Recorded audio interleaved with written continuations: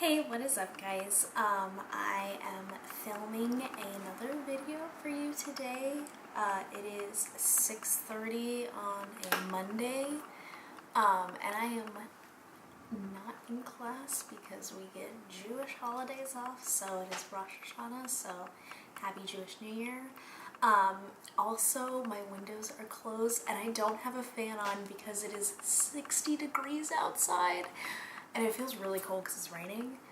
So like the real feel is like in the 50s, but oh my god, it's such a blessing. And we're gonna get a little bit hotter again, but I checked the forecast and every single day the low is in the 60s and some of it the low is in the 50s.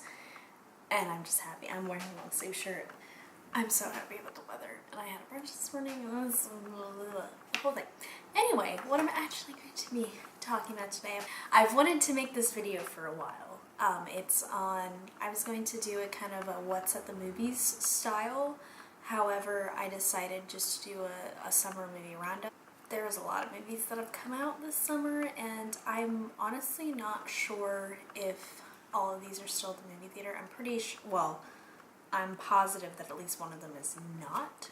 The thing is, there was a lot of movies that came out this summer, and even though over the past 3 weeks to a month, I've seen a lot of movies at the movie theater. Today I'm going to talk about 6 movies. 2 of them I'm not going to talk too much in detail about because I've already spoken about them before, so I can guess what that is. But there's a bunch of movies on this list that I didn't see that I'm interested in seeing. I'm trying not to keep this too long. I'm trying to get a couple short videos in between like my really long videos. I do have a Trader Joe's vlog that should be up already by the time I'm filming this, so that's another short one. And I'm just trying to keep some things limited because I know whenever it's a makeup or an in-depth review, I end up never shutting up. So I'm sure this is going to be long, so it's alright. I'm going to try to breeze through some of these, but we'll see. The first movie I want to talk about, I'm going to talk from movies from like a lighter tone to much more serious, is Mamma Mia, Here We Go Again. How do I say that without singing? I loved this movie.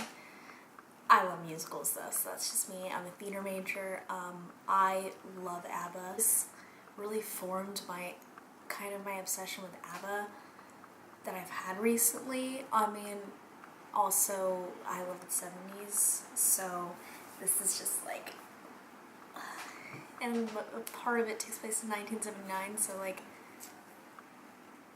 I love it. It was so good. This is the only movie on this list I saw twice, and I would happily see it again. There are movies I wanted to see so I can do this video so that I didn't see Mamma Mia every single time. I did a vlog for this, so, well, not entirely for this, but this is in that vlog. I think I talked about it a little. I don't remember what I said.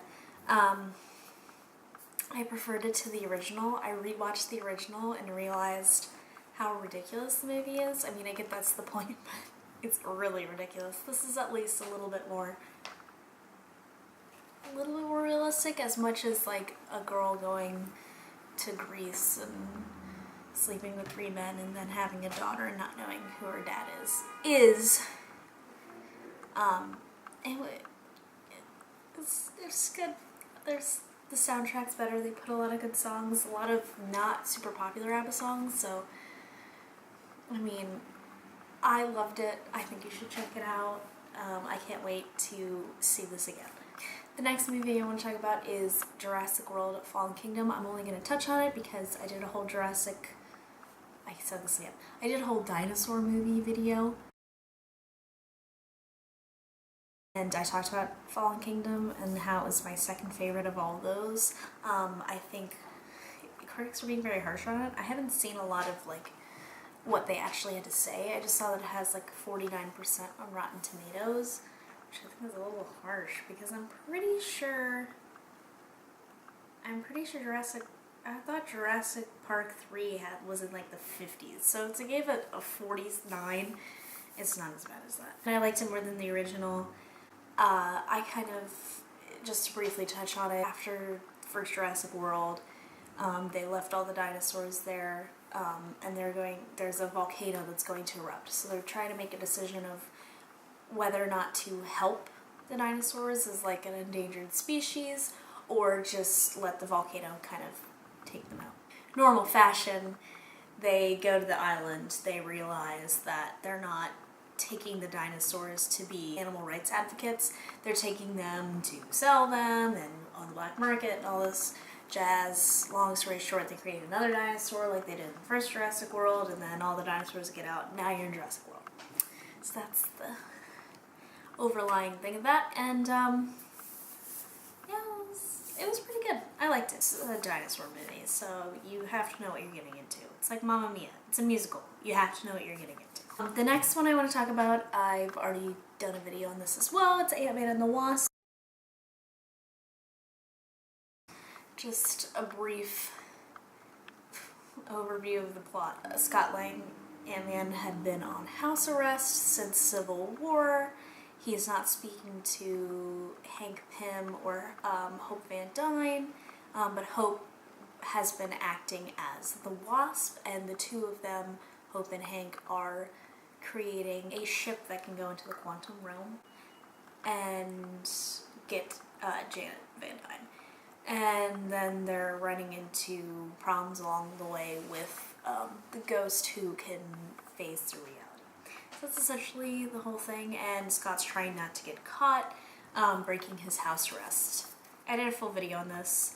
I'm not going to talk too much about it. I don't think it was as good as the first Ant-Man. I think people really hyped this movie up to be more than what it was because Avengers Infinity War was so talked about, and then people were like, don't forget about Ant-Man and the Wasp, but then I saw people claiming that it was one of the best Marvel movies, and that's just not the case. I thought it was mid-tier at best.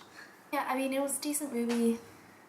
I love Paul Rudd, I love Evangeline Lilly, so if you're more interested in my thoughts about Ant-Man and the Wasp, I do have a review video up. I also have a vlog video up about it, and I will probably, as far as, I really don't think for Venom I will not do a vlog for, I can tell you right now. I'm considering doing one for Aquaman. Not sure about Spider-Man Into the Spider-Verse, but definitely my Marvel movies, and Avengers 4 for sure. My Marvel movies will have vlogs, and the reason I want to do it that way, they'll have vlogs and then a review as well, so they'll do 2 videos, is that I am Marvel fan, first and foremost. I really like some of the DC comics. However, most of the people I talk to and who go see movies with me will go to see the Marvel movies with me and may not go to see a DC movie with me. So Into the Spider-Verse, if I have somebody who will go with me, I might do one for that. Aquaman, if I have someone who will go with me, I might do one for that. But it really depends on who I can get to go with me, because I don't want to do a vlog when it's just me. It's just me. I like to have my friends in with me, so we'll see as the time comes. This one up is Venom, but I will probably see Venom by myself because the people I've talked to have not expressed interest. Yeah, there is that. It's a little disclaimer. The next one I want to talk about is Christopher Robin.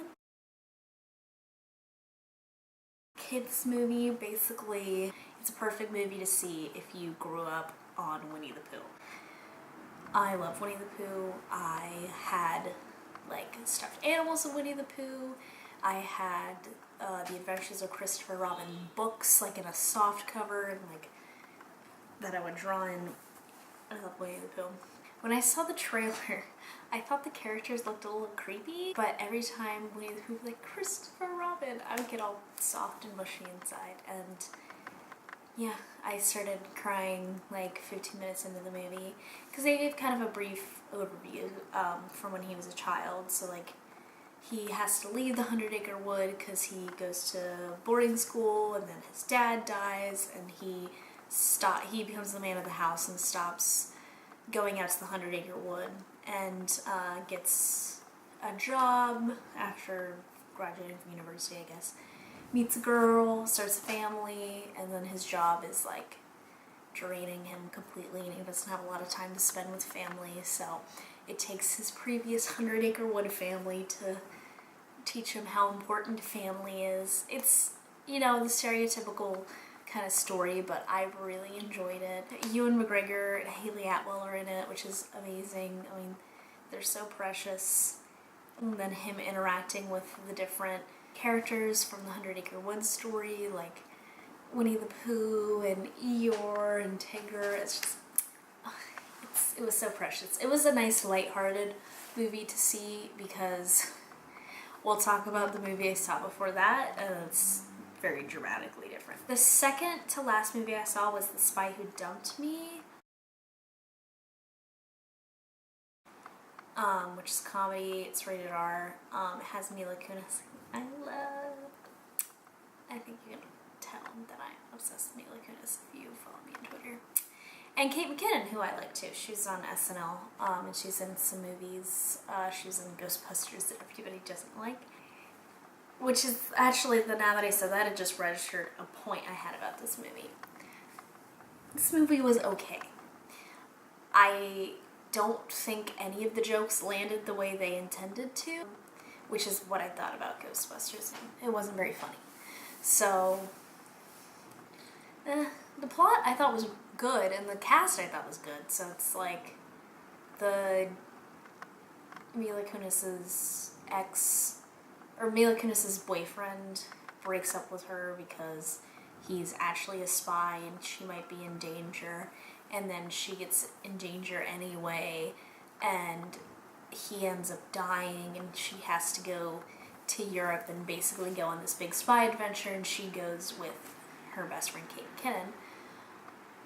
And yeah, it's like it's interesting, and like the sights and cinematography are great, but it's a comedy and none of the jokes landed, and that was unfortunate.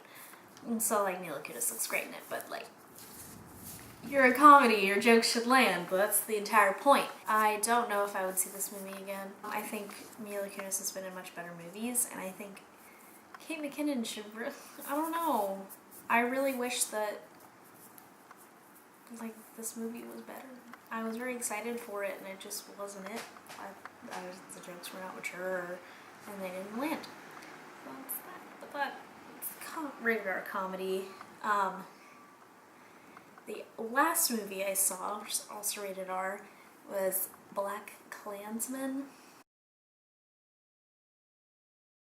This movie was fantastic. That's what I'm saying. Christopher Robin was much lighthearted relief from BlackkKlansman, because it's obviously an incredibly serious matter to, you know, make a movie out of, and it's a true story, which is crazy that this black man wants to become a police officer. He's the first police officer in Colorado Springs, and decides he wants to essentially infiltrate the Ku Klux Klan.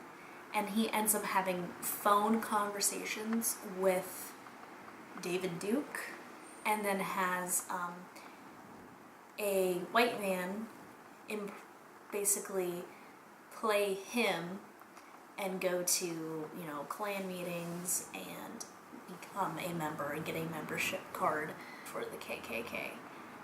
It's heavy, for sure, and kind of amazing how they pull it off. I think this movie is very important for today's political climate. If you see the movie, you'll know exactly what I'm talking about, but there should be a warning. I mean, you can see it's rated R and you know the subject matter. This movie is very graphic at times.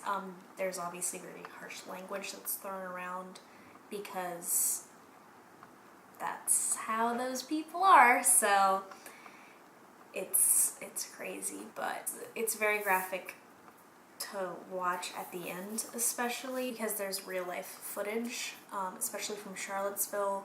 There's a video of David Duke, and then there's a video of Trump's infamous "there are good people and bad people on both sides." So I think if you watch that, it's very important, and you'll be a little bit disappointed, hopefully angry, on how we are being run. And I think it's very important. Out of all these movies, I I think out of all of them, that is one that everybody should go see, for sure. It is directed by Spike Lee. Apparently he does this all the time and makes references to real life events from things that have happened in the past, which is great. It's art. That's how it works. Now, that's all the movies I did see. It's like 6 movies that I saw over the summer season. I guess you could have included Infinity War and Deadpool. I didn't do a video on Deadpool, did I? Well, I could have talked about Deadpool. I really liked Deadpool too, actually. I think I was planning to do a video on it. I just ran out of time, and by the time I was going to do a video on it, it was already way past when Deadpool was out. So I never did one. But I really enjoyed it. But I kind of did mine from June to August, although Mamma Mia, all these movies, Fallen Kingdom might have come out in June, but most of them came out in July or August. Thank you for sticking through this with me.